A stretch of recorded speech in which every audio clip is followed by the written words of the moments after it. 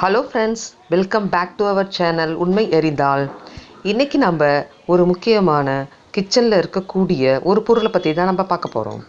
அந்த பொருள் பல 100 வருஷமாக கிச்சனில் யூஸ் பண்ணிட்டு வர ஒரு பொருள். இது தென்னிந்தியாவில் அதிகமாக பயிரிடப்படக்கூடிய ஒரு பொருள். இதுதான் நறுமண பொருளின் அரசன்னு சொல்லுவாங்க. இப்போ நீங்கள் என்ன பொருள்னு கெஸ் பண்ணியிருப்பீங்கன்னு நினைக்கிறேன். இதை பற்றி தான் இந்த வீடியோவில் பார்க்க போகிறோம். இந்த வீடியோவை ஸ்கிப் பண்ணாமல் பாருங்கள், உங்களுக்கு ரொம்ப யூஸ்ஃபுல்லாக இருக்கும். வாங்க வீடியோக்குள்ளே போகலாம்.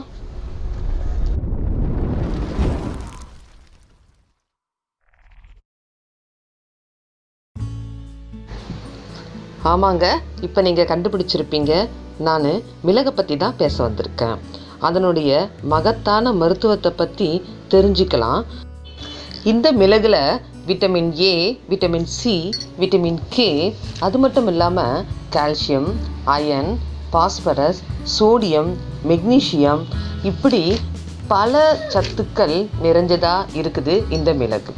இது நம்ம சமையலில் காரத்துக்காக நம்ம யூஸ் பண்ணுற ஒன்று. முக்கியமாக இதில் பேப்பரின் அப்படின்ற பொருள் இருக்கிறதுனால நம்மளுடைய மூளை சுறுசுறுப்பு அடைய இது யூஸ்ஃபுல்லாக இருக்குது. அது மட்டும் இல்லாமல் இது நம்மளுடைய நினைவாற்றலை அதிகமாக்குது. முக்கியமாக நம்ம குடல் மற்றும் வயிறு பகுதியில் உண்டாகக்கூடிய புற்றுநோய் ஏற்படாமல் இருக்க நம்மளை பாதுகாப்பாக வச்சிருக்கு. அடுத்ததாக இது நம்ம உடலில் இருக்கக்கூடிய நச்சுத்தன்மையை முறியடிக்கிய சக்தி அதிகமாகவே இருக்குது. அடுத்தது வாதத்தை இது அடக்கும்னு சொல்கிறாங்க. நரம்பு மண்டலத்தில் புத்துணர்ச்சியை கொடுக்கும். அது மட்டும் இல்லாமல் இரத்தத்தை சுத்திகரிக்கிற தன்மை இதுக்கு இருக்குது. இந்த மிளகை தொடர்ந்து சாப்பிட்டுட்டு வர்றதுனால இது நம்மளை நோய் தொற்றுலேருந்து பாதுகாக்குதுன்னு சொல்கிறாங்க. அது மட்டும் இல்லாமல் நம்மளுடைய உடலில் இருக்கக்கூடிய கெட்ட கொழுப்புக்களை அழித்து இரத்தத்தை சீராக வச்சிருக்க உதவியாக இருக்குது. மிளகு மட்டும் தொடர்ந்து யூஸ் பண்ணிட்டு வந்தாலே நமக்கு இவ்வளோ நன்மைகள் இருக்குது. இது இல்லாமல் இன்னும் மிளகு கூட என்னென்ன பொருள் சேர்த்தா என்னென்ன நிவாரணம் நமக்கு கிடைக்கும் அப்படின்றது நம்ம தெரிஞ்சுக்கலாம். பாருங்கள், இந்த மிளகு இரும்பல், சளி, இதுக்கெல்லாம் ரொம்ப நல்ல மருந்துங்க. இது கூட, அதாவது மிளகு கூட வெற்றிலையை சேர்த்து நம்ம சாப்பிட்டோம்னு வச்சுங்களேன், நம்மளுக்கு வரக்கூடிய தும்பல், ஜலதோஷம் இதை கட்டுப்படுத்தும். அது மட்டும் இல்லாமல் இந்த மிளகு கூட துளசி இலையை சேர்த்து சாப்பிட்டிங்கன்னா இது நம்ம நெஞ்சு சளி கட்டியிருக்கு இல்லையா, அதை குணமாக்கும். இது கூட தேன் கலந்து சாப்பிட்டிங்கன்னா இது நம்மளுடைய இரும்பலை குணப்படுத்தும் அப்படின்னு சொல்கிறாங்க. மிளகு கூட பெருஞ்சீரகம், தேன் கலந்து சாப்பிட்டா மூல நோய் குணமாகும். ஆஸ்துமா பேஷண்ட்டுக்கு இது ரொம்ப நல்ல மருந்துங்க.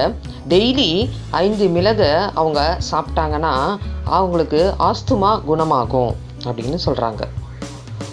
இரத்த சோகை நோய் சொல்கிறாங்க இல்லையா, அதாவது நிமோனியா, அப்படிப்பட்டவங்க மிளகு கூட நெய் கலந்து தொடர்ந்து சாப்பிட்டு வந்தால் அவங்க ரொம்ப பிரிஸ்காக ஆக்டிவாக ஆயிடுவாங்க, நிமோனியாலாம் சரியாயிடும் அப்படின்னு சொல்கிறாங்க. அடுத்ததான் இந்த மிளகு நம்ம பல்வலியை கூட சரியாக்குதுங்க. மிளகு கூட உப்பு கலந்து நீங்கள் சேர்த்து பல் தேய்ச்சிங்கன்னு வச்சுங்களேன், நம்ம பல்லில் இருக்கக்கூடிய கூச்சம், பல்லில் இருக்கக்கூடிய துர்நாற்றம், பல் வலி, தொண்டை கரகரப்பு, இது எல்லாத்தையுமே இது சரியாக்குதுங்க.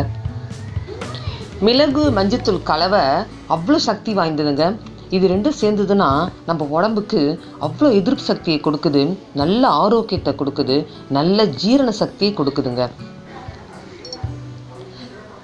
இப்படி ஒரு சக்தி வாய்ந்த மிளகை நம்ம டெய்லி சமையலில் மிளகு ரசமாவோ அல்லது மிளகு குழம்பாவோ அல்லது மிளகு கஷாயம் அல்லது மிளகு தேநீர் அப்படி கூட வச்சு சாப்பிடலாம்.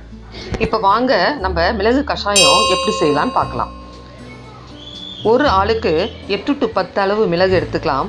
ஒரு கைப்பிடி துளசி, ஒரு சிட்டிகை மஞ்சத்தூள், அதை எடுத்துட்டு அதை மிளகை எடுத்து நல்லா இடித்து வச்சுக்கணும். 2 கிளாஸ் ஆஃப் வாட்டர் ஊற்றிக்குங்க.